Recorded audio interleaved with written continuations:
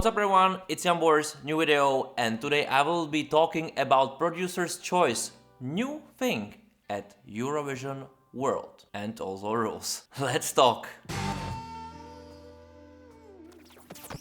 Alright guys, welcome back to my channel, I'm very glad you're here. Subscribe, like, share, become a member, buy me a coffee, give me a super like, and let's dive into Producer's Choice options because I would like to give you many point of views, or at least few. But let's start with what it is. First of all, it's the new option at Eurovision, or option. It's a new rule at Eurovision, which when the country is qualifying, or 10 countries are qualified into the finals, they are drawing the position in the finals. Semifinal, or first half, or second half, which gives the producers the choice of where they can put those countries in the program. Now, the new third option is there, which is Producer's Choice, which will give the producers the space to manipulate with 6 countries, which will draw this, so probably 3 from the first semifinal, 3 from the other one, and they will draw Producer's Choice, and producer then can choose the producer of the whole Eurovision, of the content of the whole Eurovision,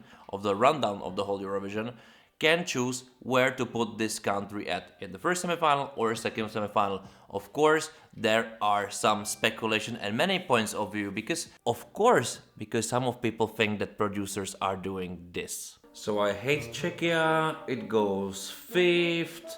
I love Luxembourg, it goes last. What? And then also the producers of the other countries are doing this.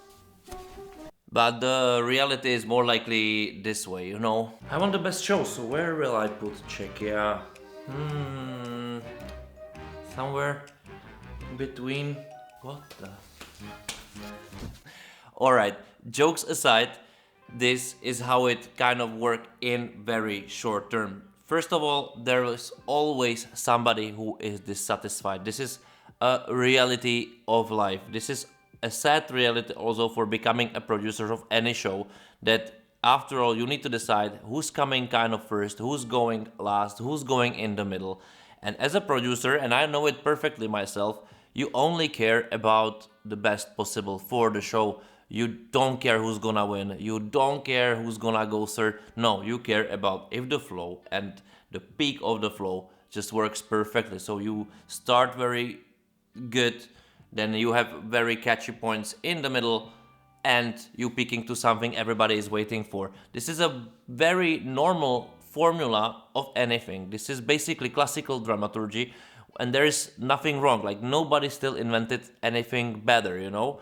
And this is how producers of TV show, especially like Eurovision, should think. And there is no question they think like this. And the reason is that they are also paid for such a thing, and they need to create the best possible, most watched, most spectacular, the most funny show. Of course, the difference between this show and the rest of the shows is that such a producer don't really decide how the show will look, or at least 26 acts in the finals are not in the hands of that producer. Even maybe he can help to shape it somehow, but the ideas are not coming from this person. So the content is made by somebody else, is included in this show. Of course, the producer can touch blah, blah, blah, blah, blah, blah, other little stuff, you know, or bigger stuff, let's say, but this is it. So at least to have this kind of freedom, it's very important, because before that, producer was decided first half and second half.